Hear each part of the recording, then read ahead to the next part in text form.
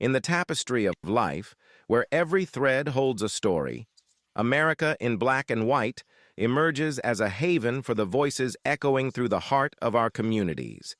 In this podcast, we wade through the rivers of our collective experiences, celebrating the vibrant hues of change brought forth by the whispers of hope and the roars of action. It's more than just a conversation. It's a journey into the heart of our society, illuminated by the light of those daring to dream and do. Join us, and let your voice be the melody that guides us toward a dawn where every color finds its place in the masterpiece of our shared destiny.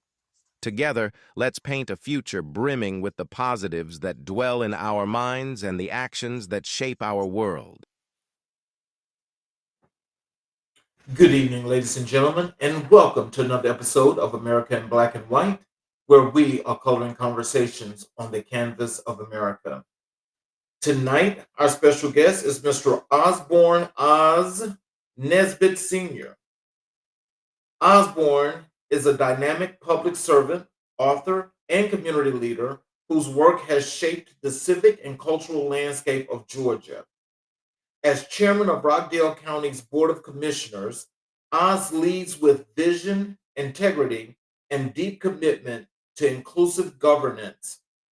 His leadership is marked by strategic innovation, transparent communication, and a relentless focus on community uplift.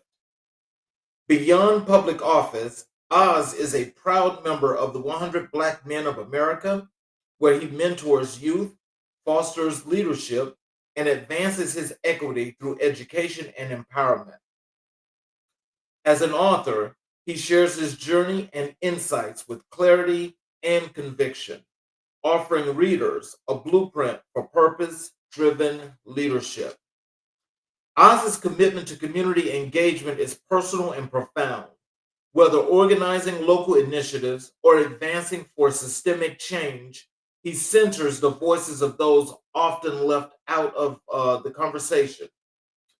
His legacy is shaped by powerful influences, his Aunt Mattie Burney's wisdom, James Brown's unapologetic Black pride, and State Senator Charles W. Walker's political brilliance. His appearance tonight here on American Black and White is a celebration of leadership rooted in culture, service, and enduring power of Black history. Ladies and gentlemen, Oz Nesbitt. Good evening, Dr. King. Can you see me there? No, sir, I can't see you. I don't know what's going on. Let's figure this out. Um, okay. Hang on one second. I don't know. I've got my.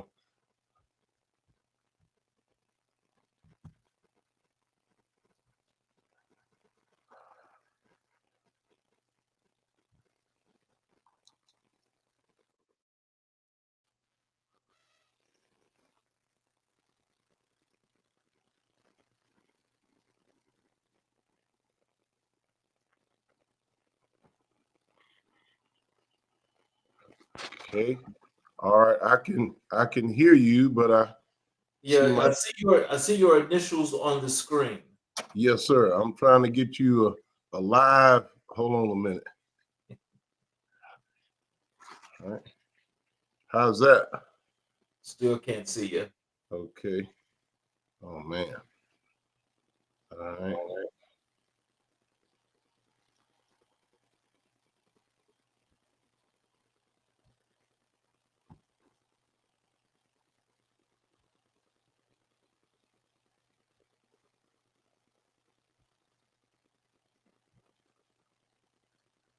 Okay. All right. Well, I tell you what, I am trying to figure out the technology here to get us a live photo of me. Do you think you need to maybe? Wait a minute. Wait a minute. All right. What about that? That still didn't do it. No. Okay. I don't know what cleared. I thought that just clicked on. I have no idea. Let me try something else. Let me keep playing the video settings. Let's go here. Video.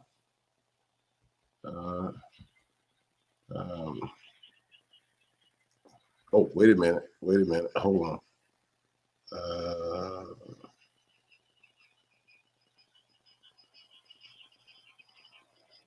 I'll try one more.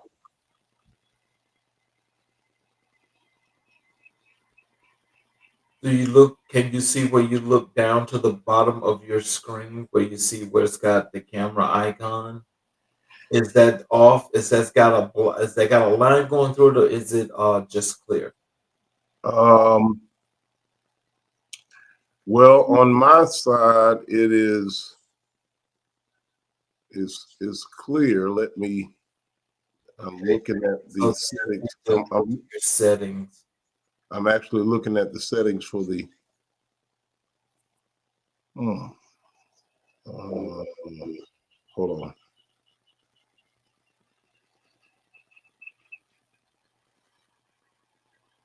Okay.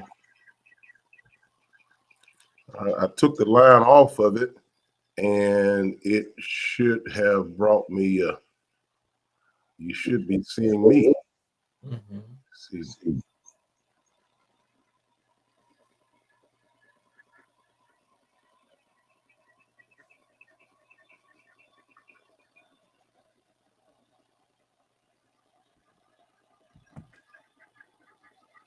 I tell you. Do you think you need to reboot your computer, maybe? Well, maybe we can try that. Or would you do you have your phone that's got a camera on it? I do. You're in the okay. It says that I'm in the show. Let me make sure I'm not, because I think it's whatever it is. I think it's something real simple. It normally, yeah, it normally is one of those little things that you just miss.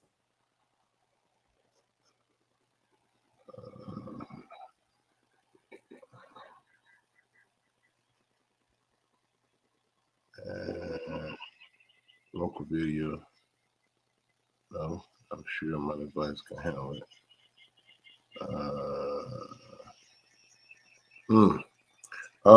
I hate to pull us out. I think we should move forward. Or if you suggest that I reboot, it's much better with the computer versus the phone, of course. Yeah. What do you prefer, Doc? Well, I mean, if you can log on with your phone, try logging in with your phone. Okay. If you log in with your phone, then just remember you have to get out of the computer login though, because it's going to give you a whole bunch of feedback. Right. Hold on. Camera and microphone allowed. Hold on. I just can't believe it. I've been on Zoom meetings all day and I've not had any issue.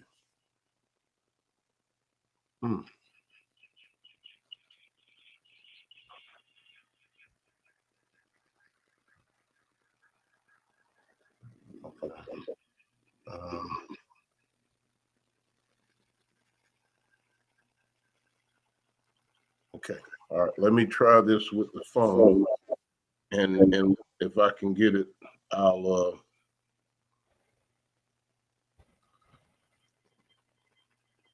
Okay.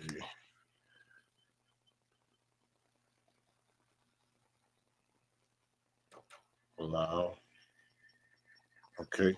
All right. I'm gonna come out of the computer because I can see myself on the phone here. Okay.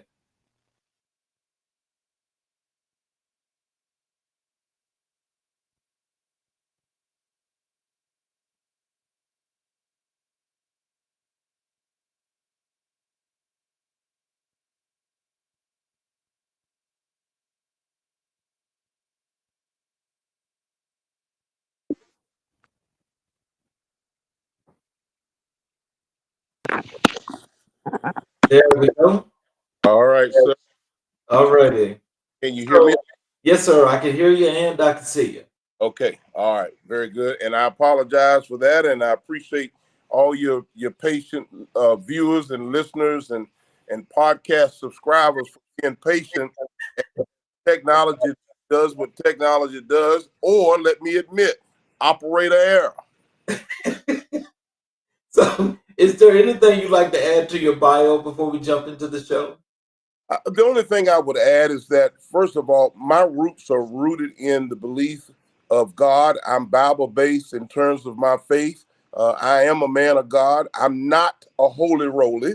I am a man of God. Why did I say I'm not a holy roly? Because my life is Bible based, but I'm also known to cuss from time to time. Okay. That's my disclaimer. That's the real truth. I just want to put it out there.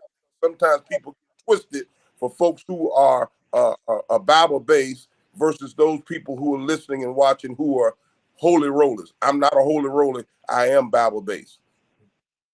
So let's start with your leadership in public office. And, basically, I guess I want people to get the opportunity to know a little bit more about your role as chairman and your approach to governance. Can you tell us what inspired you to pursue public office in Rockdale County? Well, Rockdale County was my pursuit in terms of a geographical location. I think it started many, many years ago when I grew up in Augusta, Georgia, in public housing, seeing seeing the dynamics of the community, what happens in public housing and what we call the projects, knowing that at some point in my adult life, I would have an opportunity to make a difference. So I really believe that the seed was planted and resonated with me many, many, many moons ago. And through the trajectory of my life, my church, my community, my early childhood education, college, and community combined, it was able to evolve. And God brought me full circle with my calling. Mm. Oh wow, now that in itself, that's very enlightening. And I appreciate you for even wanting to share that with us. And with our premise and our what this platform is about is basically is to target the underserved and marginalized communities, such as those communities. And so, with what you have been able to accomplish in your life, can you tell our audience, you know, what was it that gave you that extra motivation that pushed you to do what you're doing now? I think it was the struggle. The struggle itself is what gave me that extra motivation because um, I spent the first early years of my young adult life, 15 years to be exact, in law enforcement. And these were not too many years after growing up and living in public housing. Matter of fact, let me give you a timetable. My family, we left public housing, the projects in 1980. Hmm. In 1985, I was sworn in as a young deputy sheriff Oh wow. 5 years later. So I understood the plight and the struggle itself is what really pushed me to be able to serve my community because I'm really caught up with the understanding of giving back. It's a blessing to be a blessing, but really, my grandmother often talked about never getting amnesia. Amnesia. In other words, don't you forget where you come from. Okay. And Dr. King, I must tell you that there were multiple people that helped me individually, and there were multiple people that helped my family collectively. So I've always felt obligated, just obligated to give back, to help, and to serve because that's basically all I know is to help. So when the opportunity came, pushing the fast forward button to 2008 here in Atlanta by way of Conyers and Rockdale County, when the opportunity came for me to place my name on the ballot and become an elected official where I can really bring about major change in the community, I took advantage of that opportunity. It was just, it's been part of my ministry and the call that God has had on my life, all of my life. Mm. So, how has your leadership style evolved since becoming chairman?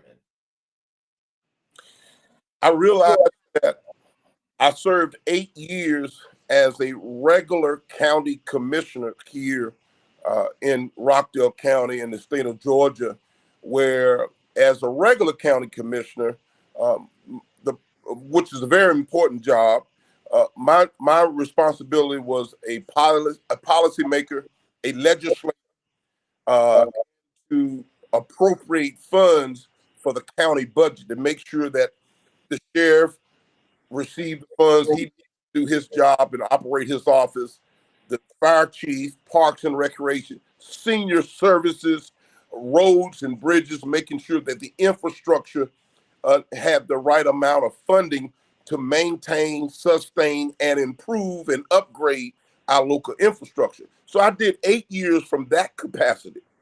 Then the very next 8 years, I served as the chairman CEO. That position allowed me to serve from a more corporate chief ambassador standpoint. In other words, when I dealt with economic development, I dealt with education. I was able to make sure that I could connect with the dollars downtown under the gold dome at the state capitol and on 100 Pennsylvania Avenue at the White House to make sure that those federal funds and state funds are allocated to come to the local community for Rockdale County and the city of Conyers, that I served as the chief ambassador to make sure that we brought that money home. We brought the bacon home, so to speak. And I've always believed there's not a louder voice, a more robust of a voice in this community than Oz Nesbitt. Wow. Okay, now, can you tell us, as it comes to that legislation, like, how do you decide, how each of these districts, I'm assuming, are to get money, funding, and for what? How is that allocated, and are you like the decision maker? Well, I'm not the ultimate decision maker. I wasn't the ultimate decision maker. But let me say, I'm so glad. That's a wonderful question you're asking, Dr. King. And let me say this to you. Oftentimes, cities and counties spend a lot of time doing disparity studies. Well, the best disparity study is to get in your car and drive in the community, to park your car and get out and walk the community, to visit a local church, to visit a local community, to go to the basketball court, to show up at the barbershop. That's the best disparity study that any legislator, any leader can do. And versus spending hundreds and thousands of dollars calling in a consultant to give you data and stats and statistical that's going to cost you a ton of money. All you got to do is get from behind your desk, go out into the community, go to the playground, go to the basketball court. Again, go to the barbershop, visit the local church, go to the nightclub, go to the nightclub. Find out where the people drive in the streets, in the communities. Go to every community. That gives you a better survey, a better polling of what's really happening in a real-time experience, what's happening in the community. Once you've done that, you see firsthand where the needs are. Wow. Look, I got to give you an applause on that, because that is like, you couldn't have said that no better. But for some strange reason, it seems like in a lot of these elected positions, such as yours and maybe higher, is that they feel like, oh, let me just get somebody to go out there and tell me what's happening, and that they don't like to do that. So I'm trying to figure out, does that kind of like change in how legislation is actually looked at? Because if they're not actually seeing it for themselves, how can they make those decisions? Dr. King, let me give you 3 R's. I want you to write this down. I'm going to give you 3 R's, the letter R. The first R, real. The second R is raw. And the third R is relevant. Oh, real, raw, and relevant. What that means, you have to literally be boots on the ground. You literally have to be there in the midst of it all, in the thick of it, in the trenches where the people are. It wasn't anything out of the ordinary or anything. I got to get a haircut. I got to go to the barber shop. I push my buggy at Kroger or Publix or Food Depot. Depending on what my budget is that particular month determines which grocery store I go to. I go to church. I talk to people after church. I fellowship with people. I move throughout the community. I go to the basketball court. I show up where people are. I stop by the nightclub. I talk with those people there doing happy hour. I understand. So you have to be real, raw, and relevant. And while we're in this space, let me just throw this in. We're coming up on our midterm elections. We're also coming up on the election for our state governor here in the state of Georgia. I want to remind every one of your listening audience out there, make sure that you are voting for people not because they are Black, not because they are Democrat, not because they are Republican, but because they are real, raw, and relevant. You have to really do some soul searching and make sure that the people that you're going to elect, you're going to give your precious vote, your precious vote. People have died, bled, been killed for the ability and the right to vote. You're not just going to give that up to just anybody simply because they're Black, they're white, they're Republican, they're Democrat, or just because there's somebody. You need to do some fact finding. Google the person, search the person, find out, ask the hard questions, show up at one of those town halls or one of those campaign events that they're hosting and ask them the uncomfortable questions. Let me say that again. Let me calm down and say it again. I need you to ask the uncomfortable questions. I want you to ask the question that you know everybody's thinking about that nobody wants to ask or somebody is afraid to ask. Don't just vote for somebody just because somebody tells you. I need you to do your homework.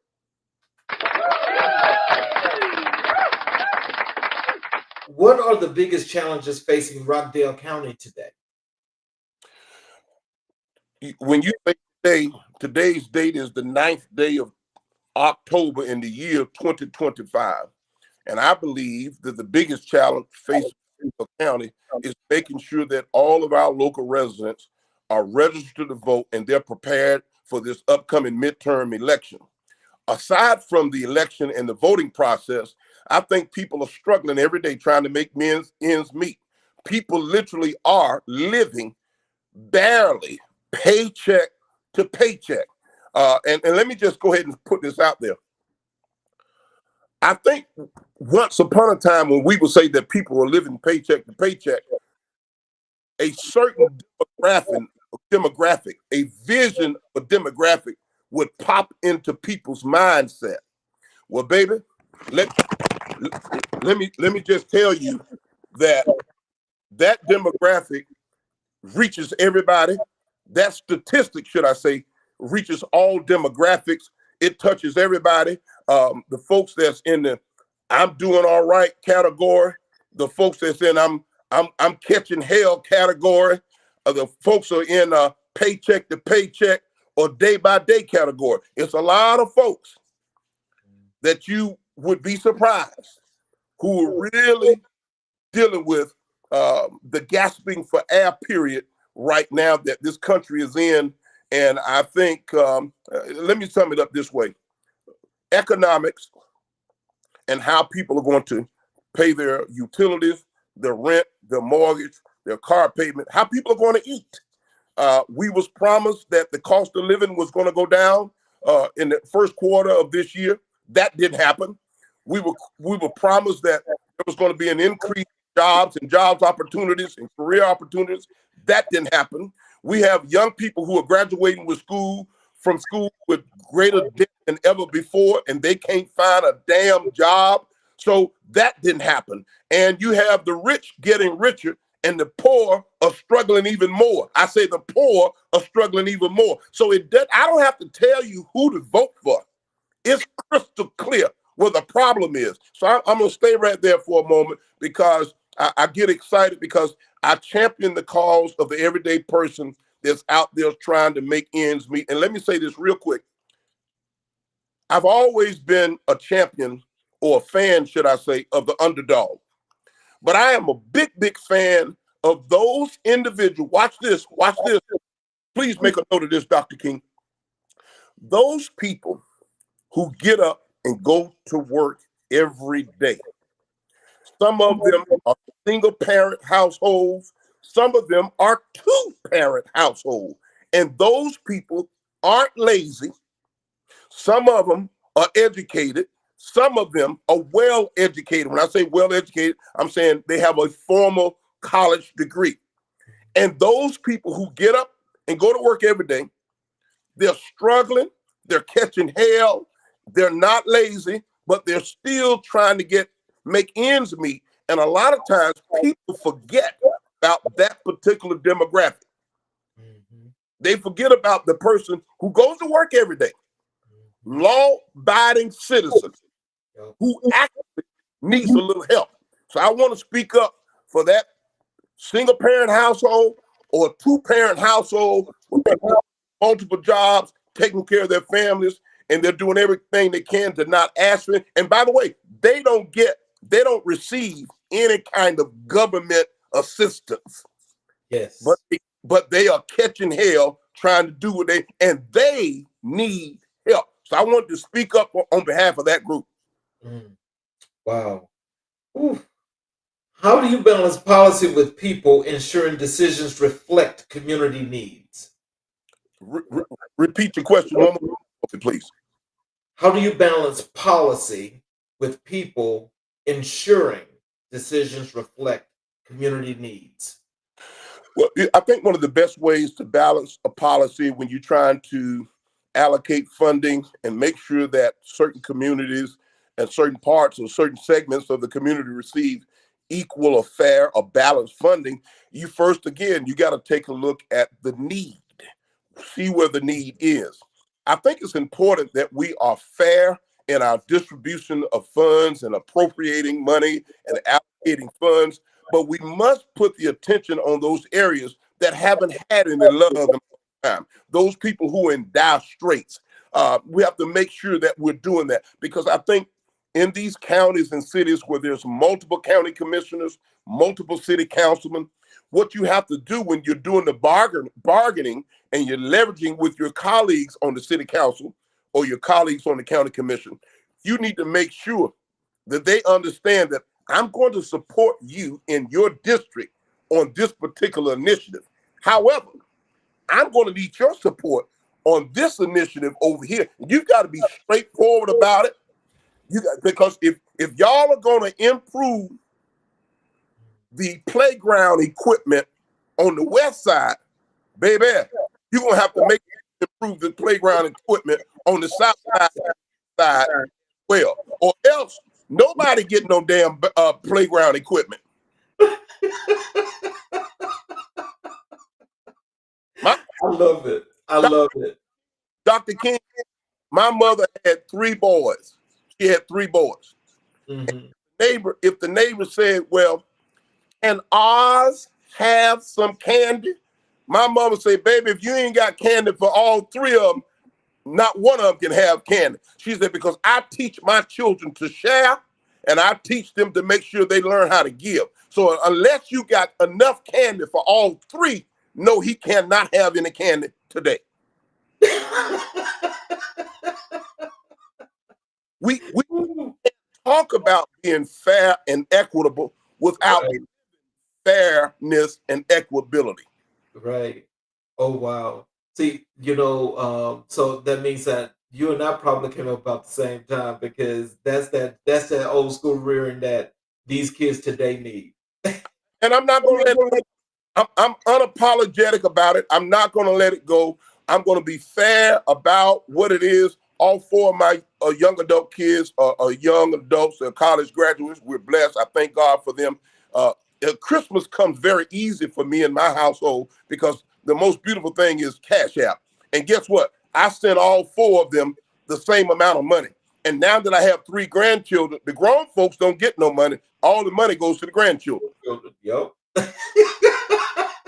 And I'm unapologetic about it. It is what it is. Mm-hmm. Because guess what? After Christmas, me and my wife still got to pay the water bill, the light bill. We still got to buy some food. She got to get her hair done, and I got to get a haircut.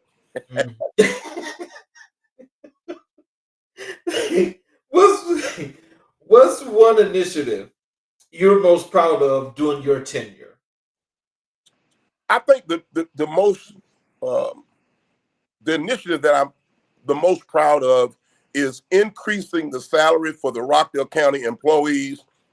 By the time I became chairman, CEO of this county, it had been over 10 years since the employees, the nearly 1,000 employees, had received any kind of increase that was worthy of it.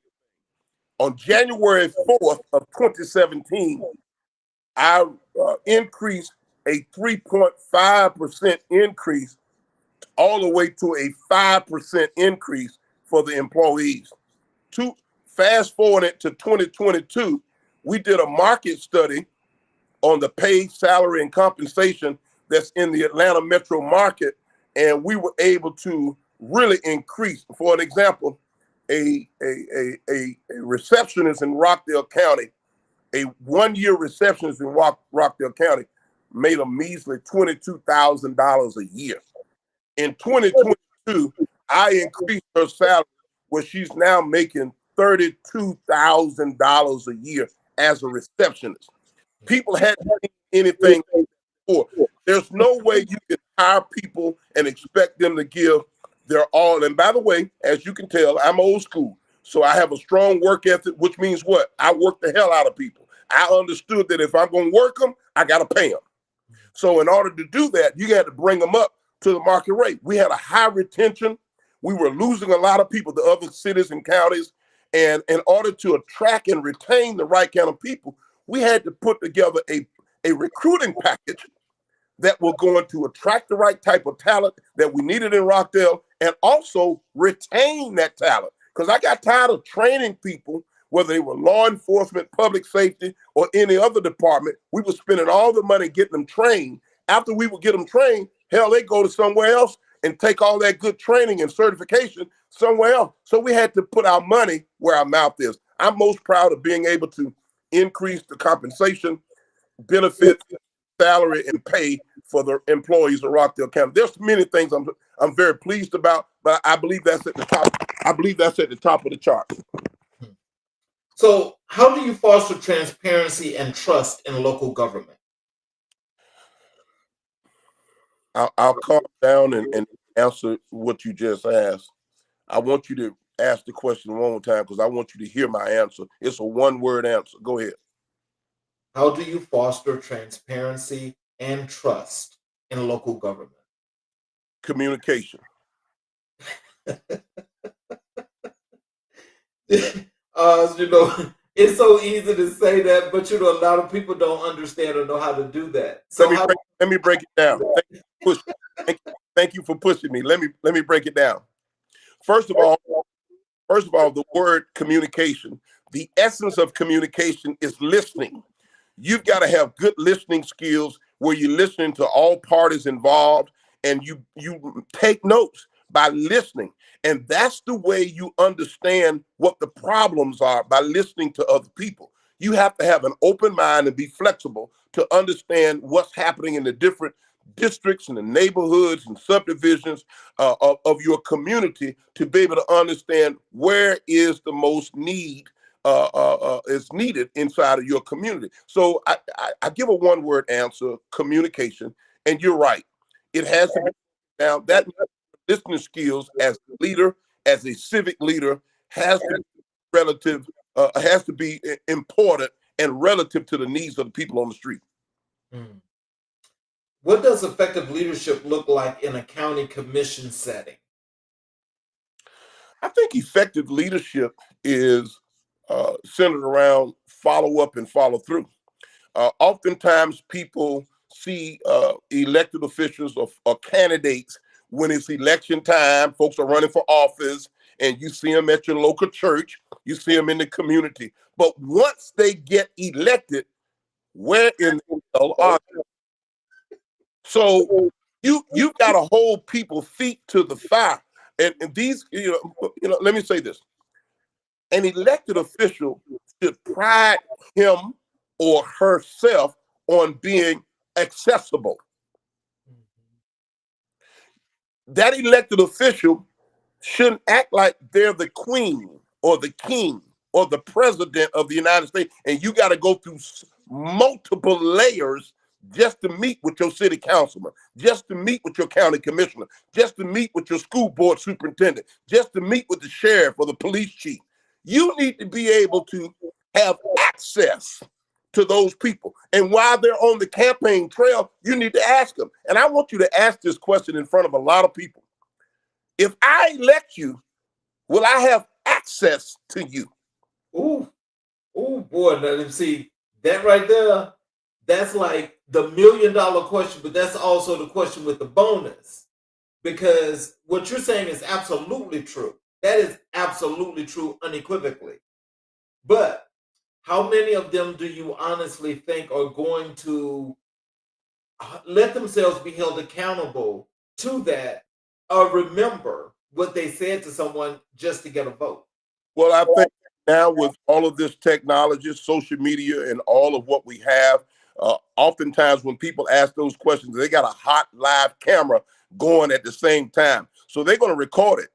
And what happens is people will use that stuff against you. And then when you try to run for re-election, they're going to play back what you said and basically what you lied to them about when you ran the first time, and they're gonna let folks know. And when they call your office or stop by your office and they can't ever get a hold of you, they're gonna usually do it live on Facebook or something and tell the whole world about you. So I think that accessibility is very important. Don't get played by a politician. Dr. King, that was the reason why I never really liked identifying or describing myself as a politician. I'm more of a public servant. Ask me why. I'm glad you asked. The reason why I'm a public servant, because I came from public housing and I understand how to serve the people. Absolutely. A politician is riddled in lies, just like Swiss cheese has holes. A politician is riddled in lies. But a public servant is somebody who done stood in a government feed a kid line, had government cheese, powdered milk, who understand paycheck to paycheck. I've had a car repossessed. I've been late on a few things once upon a time in my 59 years of being black is black. Wow. So you have to make sure from a leadership standpoint, you don't have to elect somebody who's been through the fire, been through the struggle, but they must be able to identify with the needs of you and your family. Yes. And what's happening in our community right now. Yes, you're absolutely right about that. And I'm glad that you did that distinction. The distinction between a public servant and a politician. Let me just ask you your opinion of this, because and when you just pointed that out, it's so relevant. When you think about people that come to you only when it's time for an election, and when they just want to see you then, but they ain't did nothing for you.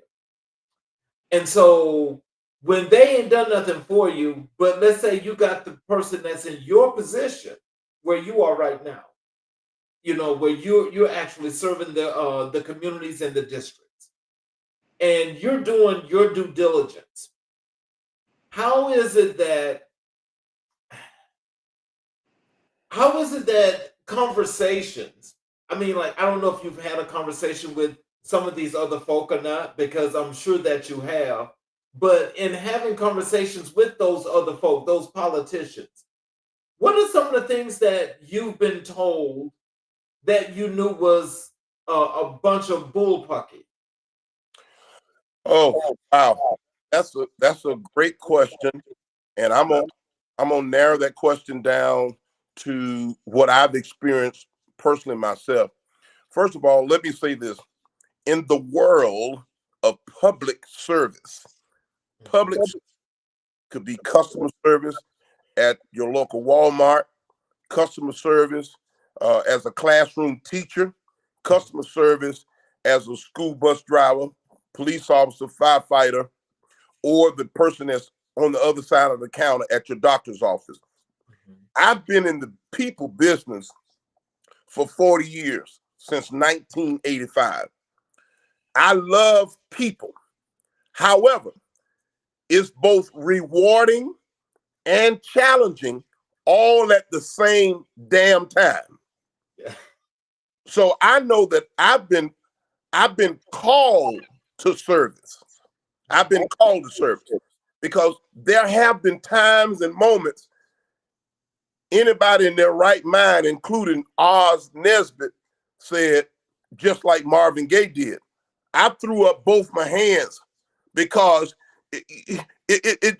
sometimes you get frustrated because people only call on you for what they need and when they need, and then they'll forget you. But that's part of it. You have to be able to accept that. You surely have to have thick skin when you place your name on a ballot, because the people who love you at 8 a.m. will hate the hell out of you at 10 a.m. It's you're never going to satisfy all the people all the time. Right. The thing about me, I'm such a realist, and the people in Rockdale, I mean, really, you can come out here and do a poll, and you can ask. They're gonna tell you he's always been the same way all the time. So I'm gonna call a spade a spade. And I don't care whether they're black, white, polka dot, or stripe. It don't matter to me. I'm gonna call it like it is. And when people are in help, I've never asked any one of my constituents, hey, are you Republican, Democrat? It didn't ever matter whether they were black or white, gay or straight. I don't give a flying flip about anything. Help is help. Hunger is hunger. Homelessness is homelessness. Unemployment is unemployment, no matter how you slice it. So if you're going to serve the people, do that. Serve the people. So I think back to the original gist of your question or your concern. Yes, I ran into people who James Brown say, talking loud, saying nothing, like a dull knife, just ain't cutting. There's a lot of politicians out there that are appeasing people. They putting on a fanfare, they putting on a show. But when it comes down to what we said way back in the day in Augusta, down to the nitty gritty, down to the nitty gritty, people can't deliver, or they won't deliver, because they have a lot of politicians play dodgeball. You do remember the game dodgeball, don't you? Oh, yes, sir. You played dodgeball right before the street light came on. You remember that, don't you? Yes, sir. So a lot of people are playing dodgeball, and now that we've elected them, you can't get anything from them. I'm trying not to cuss. Well, yeah, actually, you know something? Well, that's going to have to be a whole nother show. So can you tell us, how do you navigate political pressure while staying true to your values? I'm rooted and grounded in my faith. And I've had to make some very tough decisions during my political career. But there's never been a decision that was so tough that it did not allow me to literally get on my knees, get alone, and go to God in prayer and ask God for guidance and direction. There have been times when I want to make sure you hear me say this.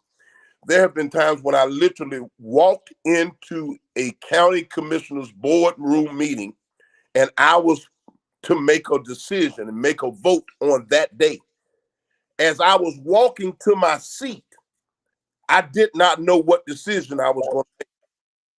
But because I was in prayer about it, when it was time to take the vote and make the vote, God gave me the right utterance, the right decision to make. And when I made that decision, I slept well. Mm. Now, I pissed off some people with some of those decisions, and some of those people celebrated based on the decision, how it fell. It's two things that's going to happen at the end of a ball game. Do you know what those are? What's that? A winner And a loser. At every ball game, at every ball game. Tonight is Thursday night, so there's Thursday night football. Get ready, come on here in a little bit. There's going to be a winner of the game, and there's going to be a loser of the game. It is what it is. What's your vision for Rockdale County over the next 5 years? So let me be clear, because I don't know who's all watching this broadcast. I am the former chairman of Rockdale County. I served 16 years on the Board of Commissioners, 8 as a regular, and the most recent 8, which wrapped up in December of 2024 as the chairman and CEO of Rockdale County. There's only 2 counties in the state of Georgia that has a CEO chairman form of government. That's DeKalb County and Rockdale. There's the only 2 counties in the state of Georgia that has a CEO form of government. My vision for Rockdale County, now that I was able to impact the upgrade of infrastructure and facilities with a new judicial administrative complex, with the construction of a 30-year talking about Courtesy Parkway about to come to fruition, the widening of Sigmund Road from a 2-lane road to a 4-lane road. I'm so proud of that. I'm proud of the fact that the employees are finally making some real money so they can take care of their families. So my vision for Rockdale County is to continue to make sure that folks understand that Rockdale is one of the 12 metro counties that make up metropolitan Atlanta. We cannot no longer think like we're some small rural or suburban community, but we're part of the major decision making of metropolitan Atlanta. We are a player in Rockdale County. I want to make sure that the pride of Rockdale, people are feeling good and have bragging rights about the community in which they live. And number one, safety, safety, safety. I'll give more money to public safety than to anything else, because before you can upgrade the infrastructure, before you can do any improvements with economic development, the first thing you got to do is make sure that the community is safe. Wow. So, how do you mentor future civic leaders within your community? Occasionally, they still reach out to me and ask for advice and insight. And I think, Dr. King, that I have built, and I say this in my most humble voice that I can find right now, I have built a reputation that if you don't want the truth, don't call Oz Nesbitt. See, that's what I'm talking about. Because oftentimes I may end up telling you not what I'm going to end up telling you, not what you want to hear, but what you hear. And I may identify you, the person I'm talking to. I may identify them as part of the problem, if not the whole damn problem themselves. Mm-hmm. And I think correction starts with calling people out. And when I say calling people, you can call somebody out with dignity. You don't have to embarrass a person to call them out. Mm-hmm. But if you really want to be corrected and put in the right direction, then let me give you a bit of advice about, first of all, my question is, why do you want to run for office? And what is your motivation? And what is your why? What is your why? Yes. I had a person that was running for Congress reach out to me about 3 months ago. And I don't know this person directly. The person reached out to me because somebody else told him, well, if you're going to run, you better call Oz Nesbitt. Well, he called me and I flat out asked him, well, why are you running? You know what he told me? He said, I'm running because I want to make a better life for my 7-year-old son. I damn near hung up the phone in his face. I said, you telling me that you're going to tell the people that you want to represent him so you can make a better life for your 7-year-old son? I say, well, what about Miss Lucille and Miss Mamie, who's on SSI and Social Security? What about that hard-working school teacher who's got to work an extra job when she get out of the classroom dealing with them bad behind students? Now she got to go over to Walmart or Kohl's or Belk's or one of these department stores or a restaurant and make extra. And you telling me that you trying to make a better life for your son? So people got it all twisted. I want to also know, if you telling me you running for office, Janet Jackson asked the question. Remember the question she asked? What's that? What have you done for me lately? Oh, yes. And the question that she didn't get to ask in the song, here's the question she didn't get to ask in the song. Who the hell are you? Mm-hmm. Exactly. What have you done for me lately? And who the hell are you? And what makes you think just because you put your name on the ballot, we gonna vote for you? What have you done for anybody? Where did you come from? What's your background? Who are you? These kinds of questions that must be asked. Right. I know we close on our time. I want to make sure I say this real quick. No, we're good. Okay. This upcoming midterm election, this upcoming gubernatorial election in the state of Georgia, nobody, and I'm going to be very candid. I'm about to be very candid. There's my disclaimer. One more time. I'm about to be very candid. No one that looks like me or you should have to be pushed or pulled to the polls. Let me say it again. No one. I don't bet Boo-Boo, Ray Ray, Pookie, Peaches, any of them. Anybody that looks like us should not have to be pushed or pulled to the polls. A lot of people don't pay attention to the significance of the upcoming midterm elections. Most of the emphasis are placed on the general election that will take place again in 2028. If we get that.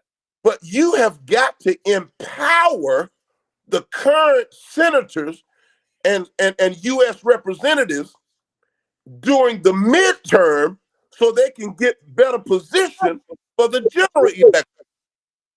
And your local election. I can't tell you the last time I seen a president on Highway 138 in Conyers, Georgia. But you see your city councilman, your sheriff, your county commissioner, your police chief, your school superintendent, your tax commissioner all the time. They shop where you shop. They eat where you eat. They get their hair cut where you get your hair cut. They go to the same churches that you go to. Those are the people where the rubber meets the road. Those are the people that matter. So let's go over to your work with the 100 Black Men of America, and continue with your mentorship. What drew you to the mission of 100 Black Men of America? So my original chapter was somewhere back in 1993, 94. I was still in Augusta, Richmond County, my hometown. That's where I joined originally. I most recently joined the New Rock chapter, the Newton and Rockdale chapter. Is called New Rock, chapter of the 100 Black Men that serves both Newton County and Rockdale County. Their mission is very plain and clear to me. This is an organization that is committed to saving the lives of our young people, particularly our young Black boys. We do work with young girls as well, but particularly there's always been a major emphasis on our young Black male population to make sure that these young people are afforded the opportunity to learn how to go from boys to men, to have an opportunity to enter into college or into a technical school, or for those young people who have a desire to join one of our local armed forces, that they get an opportunity to be coached, mentored, and guided by the right mindset of a real man, There's a lot of households in all of these communities. They don't have the presence of male influence. And I must say this too. There are some households where there is a male present, not a man, but a male. I'm, I I'm told sorry, that's funny, but I know what you mean. there's a big difference between a man and a male. So we work with some young people. There is a male present in the house, but there's no man. And let me say this. I was raised, my two brothers and I was raised by a single black strong woman. I had a wonderful relationship with my father, who did not live in my house, but I had a wonderful, very good relationship with my father. However, it was also the influence of other males, men at my church, in my local schools and communities that influenced my life. Okay. But I have to give credit to my mother, my Aunt Maddie, and my grandmother. They were three strong women, and neither one of those women ever tried to be a man. They were just, the women are just strong like that. You got to let a woman be a woman, and let a man be a man. Let me calm down. Let me calm down and say that. Because somebody, you got to let a woman be a woman, and you got to let a man be a man. I have a wife and 4 kids. 2 of my kids are girls, and 2 of my kids are boys.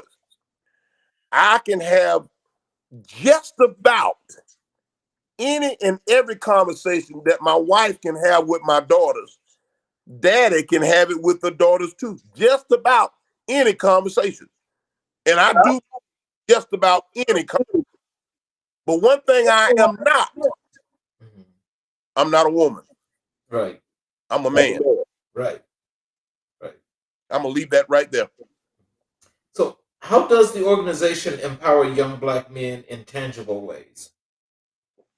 Well, we do things from teaching them not only the academics of reading, writing, and math and mathematics and arithmetic, but we also teach them strong work ethic. Something as basic as how to learn how to tie a tie, how to shake hands, how to publicly speak, making good eye contact, how to speak up, as I would say. We time management. We teach people those core values that you and I was taught way back in the day, that your word is your what? Bond. Your bond. And a lot of people don't know, what do you mean when you say bond? What is that? In other words, if I tell you I'm gonna be there at 7 o'clock, chances are I'll be there at 6:45. Right. Chances are I'll be there at 6:45. So teaching those very essential fundamentals of how powerful your words are, and that you're creating a brand as you develop your character. Let me say that again. You are creating a brand as you are developing your character. By the time a young person makes it to the 5th grade, the foundation of their character has 80% been established. Yes. Let me give it to you again.